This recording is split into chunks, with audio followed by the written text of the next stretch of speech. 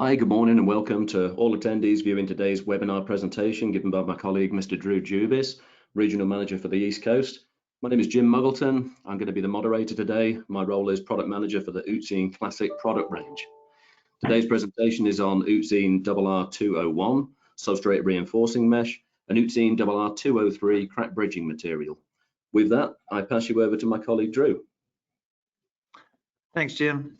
And thanks everybody for taking their time to attend the productivity series, the Uzin productivity series. Today we're talking about Rr201 and Rr203. These are crack reinforcing or crack bridging products. I'm Drew Jubis, the Eastern Regional Manager, like Jim said. They make me say a brief history of myself, so that would be attended Penn State, degree in architectural engineering, 20 years in the flooring industry. The last point I'm kind of proud of is to be one of the first people to join the Uzin Uts Group US. It was a very small group in the beginning, but it's because of products like 201 and 203 that first sparked my interest and made me want to really be a part of this. I truly believe it's changed the industry, our company. And what we're starting today is what we're calling our 20-minute training series. So what we're planning on doing with this series is we're going to either show short video clips on how to install or certain training techniques, or like today, we're going to go into a little bit more detail on, say, one specific product or two specific products. First thing I feel that's always very important with what we all do is to just make sure we're very clear in the wording that we use. We want to define the words that we use. It's very easy to go onto a job site and somebody says grinding and they mean scarifying or vice versa. So when we get onto a job site, when somebody says, I have a crack, I have a joint, we need to be more specific. We want to make sure quite a few different things. So primarily there are three different types of joint that we're going to discuss: an active joint, a non-active joint, and everybody's favorite, the fun joint. And what we want to make sure is we don't have a bad description of bananas, like long yellow things in the photo. Another thing that would be very important and something that we would highly suggest is not up to the flooring professional to determine if there's joint movement in the joint. For what we do, we try to cover these floors and try to cover concrete with floor covering and make them look very good. We're not engineers that have to take a look at a crack and say, okay, this does have X amount of movement or Y amount of movement. If there's any questions, if there's any concern, there are devices like the one image here that we can actually measure if there is movement, how much movement there is. So once you start covering these floors, once you start covering these joints, more often than not, you own it. And the last thing you want is more problems. So if you have a question, let's bring up the questions. Let's start doing some testing. There are several joints that we see that I will call active joints. The active joints that we're seeing in a typical day on a typical construction job site are things like movement, things like expansion joints, concrete trenches, non-dowel slabs, column diamonds, and poor soil compaction. Those are all things that are going to cause active joints, which means there's movement. Those are the things that should scare everybody. The other thing we want to take a look at when we see any of these cracks, any of these kind of joints, we want to look at movement and we want to determine, is it a linear joint? Is it a non-linear joint? When you show up on a job site and you see a floor that has one straight line crack, that's going to tell you clearly you have movement. Is it old movement or new movement? Like I said in the prior slide, not up to us to decide, but a straight line crack should cause certainly everybody some concern. And you want to determine, is it simply, movement between two dissimilar materials, wood abutting, say, concrete, or is it just simply concrete that's on top of a beam and there's some movement in the slab and under design structure? We're not a group of engineers. It's not up to us to determine that. But once you see linear joints, it tells you it's movement. When you see nonlinear joints, also tells you it's movement, but it can be caused by many different things when you see nonlinear. We hear the term expansion joint all the time. There's a few different definitions or a few different ways to describe an expansion joint. One very common scenario is what we show here in the images is expansion joint. It's asphaltic based. It's basically like a bunch of pressed fiber held together with some asphalt. It has no rigidity whatsoever, and it's very possible that it would cause staining through the finished floor covering. But the one thing it certainly does tell us that the slabs are not connected. So you walk onto a job site, You reach down, you clean away some of the debris in this joint, and you see this black asphaltic, dark brown asphaltic stuff. That is not something you want to cover. And more than likely, what you'll see is maybe this was an example of an existing building, and they tied onto a new building. Sometimes they just put these strips in there. This is, again, an expansion joint. The industry will tell you this joint needs to be honored, and this is not something that should be covered. And we'll get back to that statement later. Here's another type of an expansion joint. So if somebody says they have an expansion joint on the side, again, to be clear on terminology, are they referring to the prior slide where it's black expansion strips? Or is it something like this, you know, some Schluter strips, something in a terrazzo? Is it a metal plate? Joints like we were seeing in the middle and the right photo, those are joints that do not get covered. Those do not get repaired. So again, I'll be redundant in this presentation, but you always want to know what the joint is that we're looking at and what we're trying to fix or repair. Here is one thing that we see on almost every job: concrete trenching.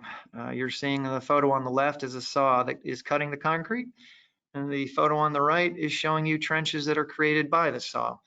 So on a job site, the question you're going to see when you see that trenching being done, when they do the infill, is that infill going to be solidly, rigidly connected to the adjacent slab, or is it going to be floating in there? Something that's a very important question that needs to be asked. You might not know the answer, they might not know the answer, but we have to ask the question. Here's an example of a trench where it does not appear that they have doweled into the existing slab before they backfill this with new concrete. The reason I say that is the plumbing has already been installed into the trench, and it appears to me in the photo that the backfill is just very, very loose soil or very loose debris from the demo. Great possibility that they're going to have very bad compaction, meaning that the soil or whatever material they put in that trench is not compacted, it's not solid. So what happens is they go and fill this trench in with new concrete. In time, just gravity itself will compact the infill around this pipe. The concrete weight will help compact that infill. And next thing you know, all of these trenches are rearing their ugly heads in the finished flooring. And to make matters worse with this example is there's no doweling. So I'll show images shortly of what doweling a slab or trench would be. But here's a very common scenario that we should be on a job site very aware of, occurs with regularity, and we want to find out by asking the question, has it been doweled? Here's another, probably even one of the most common scenarios that we run into. What we run into, we call them a column diamond. They can also be circular. It doesn't matter really the shape, but what these are the basis, the foundations of the entire building. You know, they're going to put a column diamond, which is the footing underneath a column that supports the entire building. That diamond, that circle, will be independent and separate from everything else around it. So although you see the concrete butting up against the column diamond, they're not rigidly connected. So you're going to walk into a hospital, into a school, into a doctor's office, and you're going to see a natural corridor with a lot of light coming through, and you're going to see a column diamond that's in that floor. And now you're going to have the flooring contractor that's going to try to cover that. You are trying to cover a true expansion joint because, again, those two slabs, or the slab and the column, or the column diamond, are not rigidly connected. This is an example of when I say the word doweled. What do we mean doweled? So if you were going to do the trench from a few slides ago, you don't see those green rods, you don't see any kind of rebar sticking out of the trench. Typically what we do when they do a trench, you want to see them drilling horizontally into the existing concrete. They will then epoxy some rebar into that so that when they backfill the trench with concrete, everything is connected. So although the new trench may give up a little moisture, may shrink a little bit, they're still both connected, the trench infill and the adjacent concrete. So now if there is any movement in the whole assembly, it should be one solid assembly, not independent components that can move independent of one another. So the best solution you can have, and it's always good, it's a good point, a good practice to bring it up on a job site. If you're walking the job with a contractor, if you're looking at a job as a contractor, you see those trenches that were created for new plumbing, new electrical, new whatever, you should certainly ask the question, is everything going to be doweled back together? And I would say one of the most common things that we run into happily is what we'll call a non-active joint.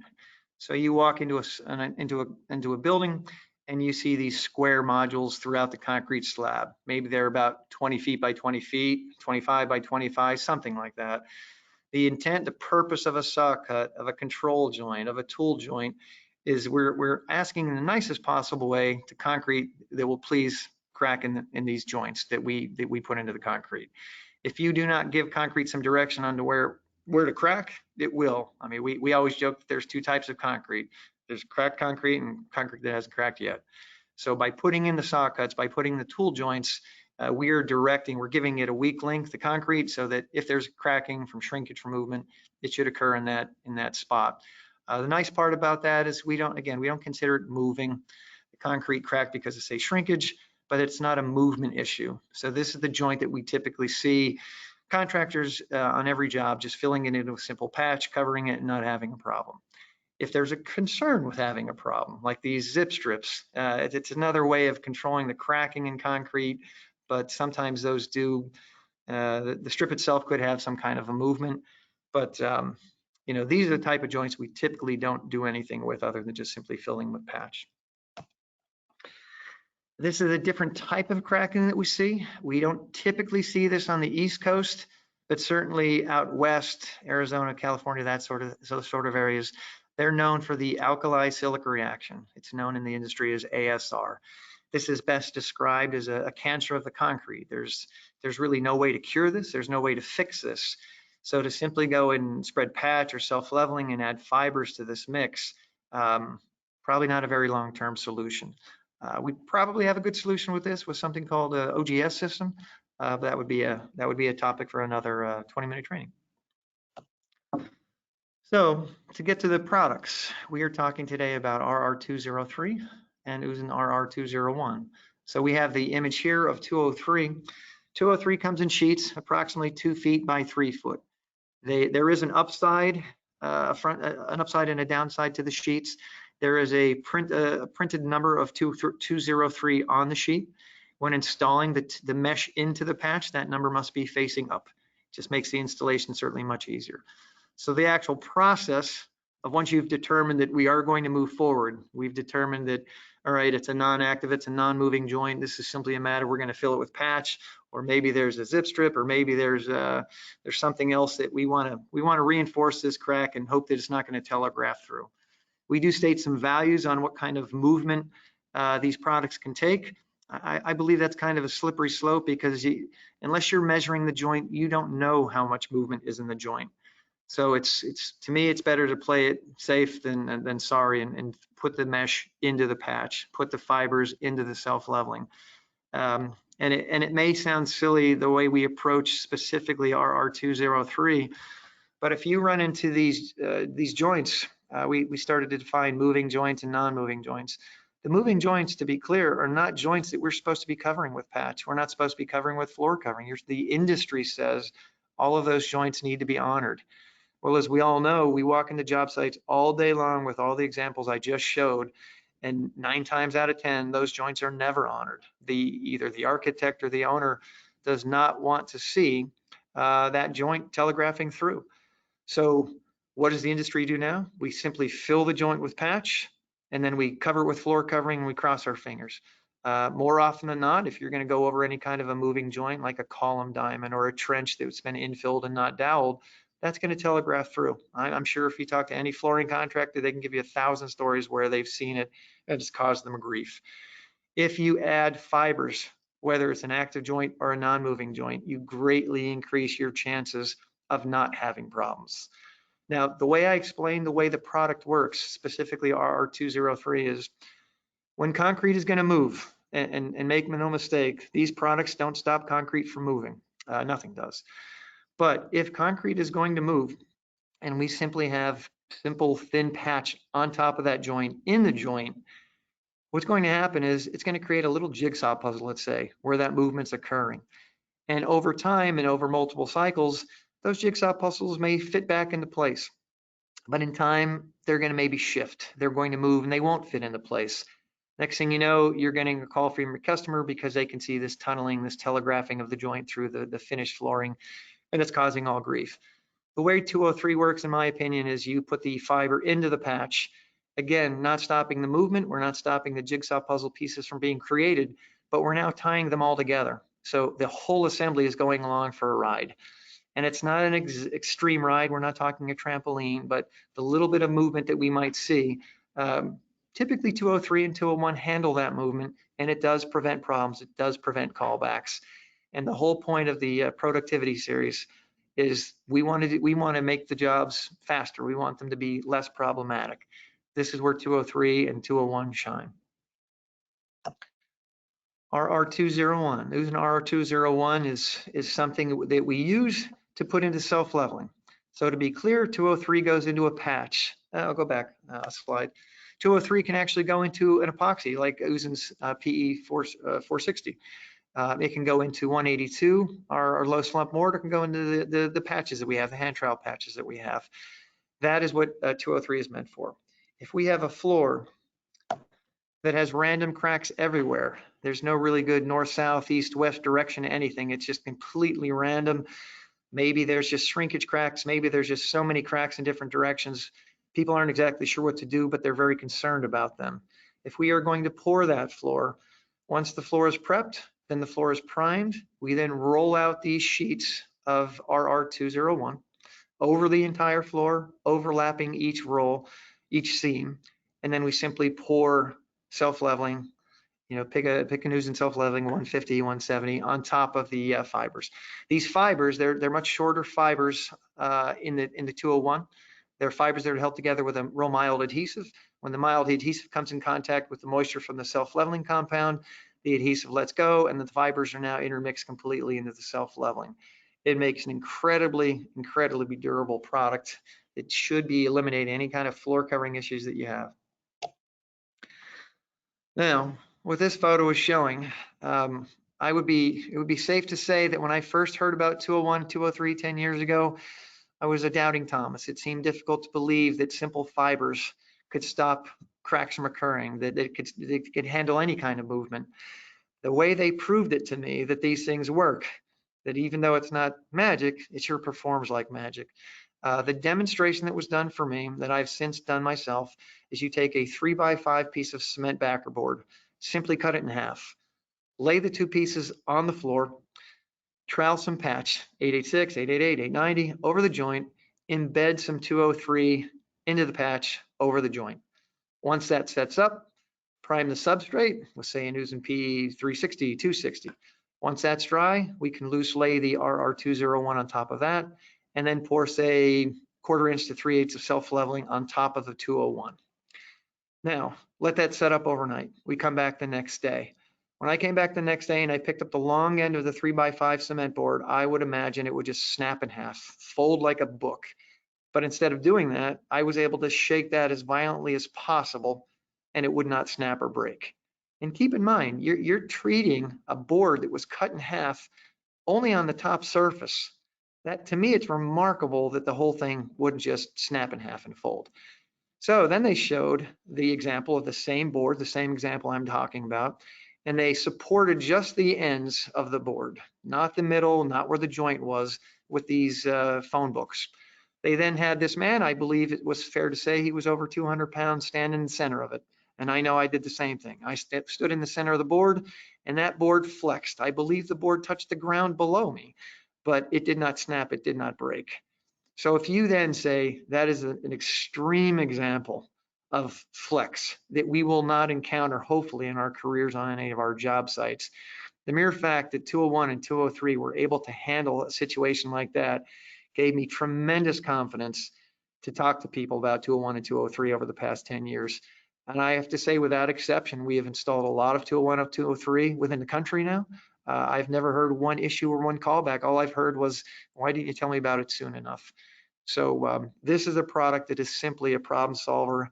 And it's something you don't necessarily bid going into a job, but it's certainly something that you can go into after the fact as a problem solver. You walk into any, say, Target anywhere in the US, and you look between column lines and you see cracks all along the VCT between the column lines. If a contractor was to get a Target store and install 203 into the patch, very unlikely they're going to be seeing that crack telegraph through the VCT. So there's a lot of potential upsides for 203 and the flooring industry. This is the last joint. I know we're from Colorado, and maybe other people had some different opinions, but my definition of a fun joint is something like we see here. Dave & Buster's is third and final joint. So I will now open this up to any questions. If anybody has any, please feel free to ask. Thank you very much. Drew, thank you for that wonderful presentation. Attendees, I invite you now, please, to you can use the message chat function on the web dashboard in front of you, or we can alternatively we can field phone calls, questions out, just call them out aloud, and Drew can look to answer those for you there as well. So let's gather some questions from the attendees if we may, please.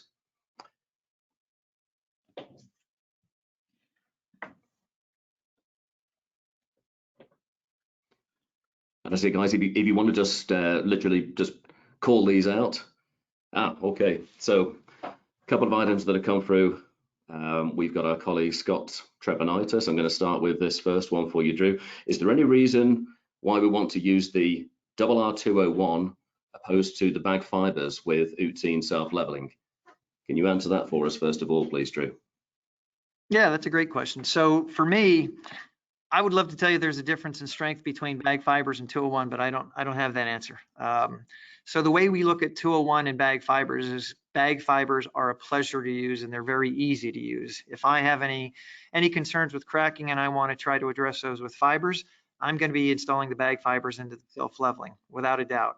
Now, if the job is large enough and you need to pump on that type of a floor where you would want to put bag fibers, there's some equipment that you could add the bag fibers to the pumping equipment, but most pumps don't give you the ability to dry mix the mortar and the fibers.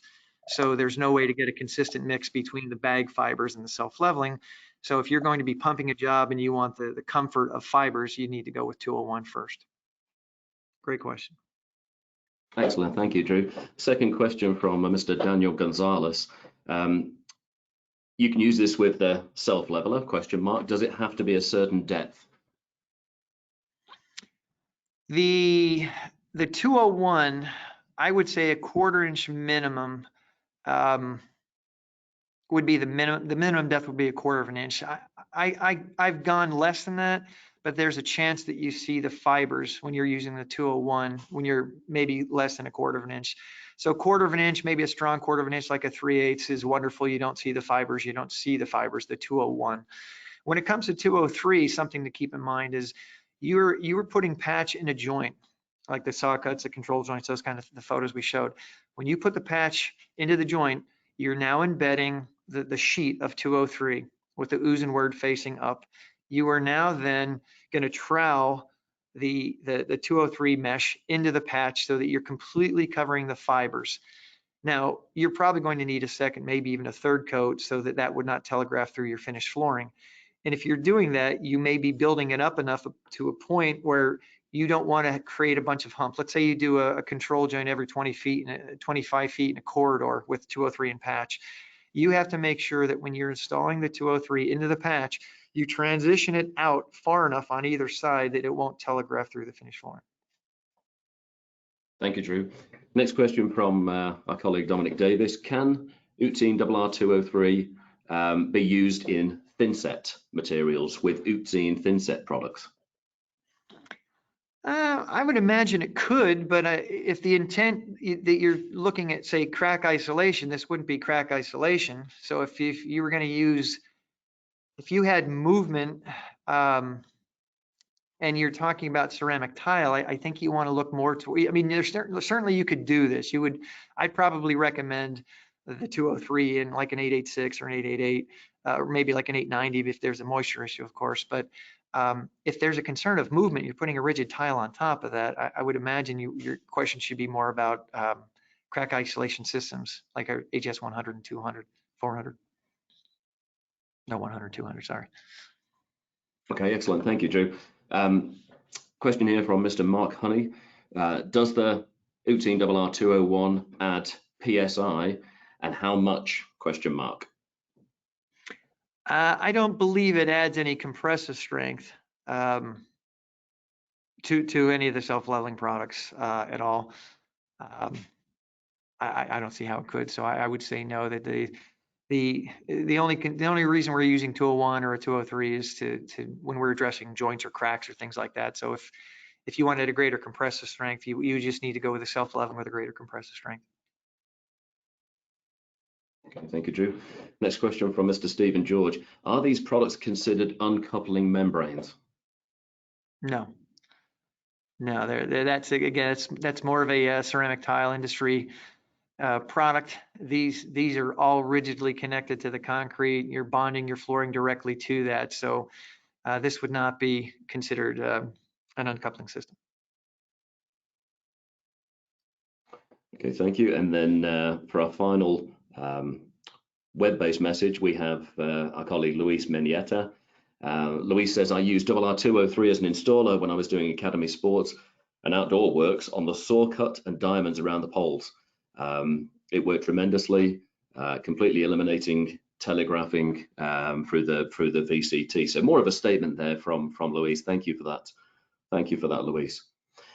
And Luis, those are probably the most common applications for these types of products. And again, I'm being repetitive, but when you see a column diamond, that is a true expansion joint. The industry defines that as an expansion joint. The industry is telling you you're supposed to honor that. 9.9 times out of 10, I don't think anyone honors that. So right now, if you just simply throw down patch, you can probably count on that telegraphing through your finished flooring. With the addition of 203, you probably count on that going away and not having any telegraphing through. Okay, a message here from our distributor partner from Glenn Whitfield. What recommendations do you make with column diamond joints? The appropriate Uzin patch, whether it's 86, 888, 890, and then we embed the RR203 into that patch.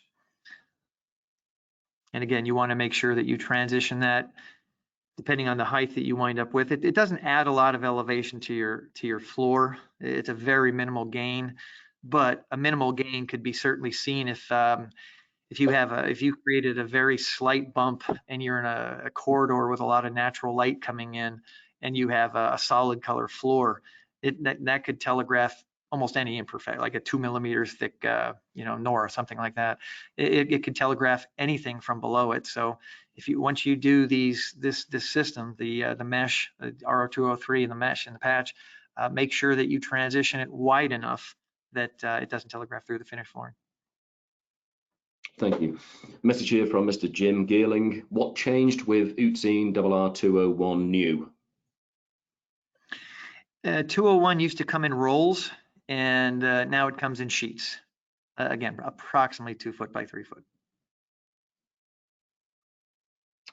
Thank you, Drew. And that appears to close out the questions via the web submission, Drew. Open question now to audience participants. Please, if you want to just call out a message, if you literally just want to voice that to Drew, now is your opportunity to do that.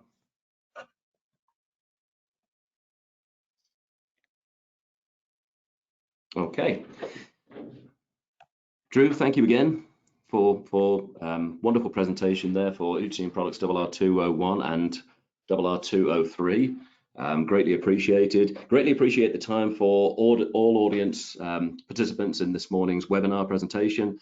Just to advise everybody that the link to this recording is going to be available via our website at www.uzin.us.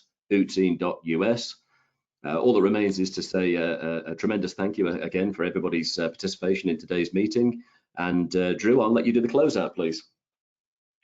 Well, I think you already did it, Jim. So again, thank you very much to all for attending. Thank you for your time. Take care. Thank you all. Bye-bye now.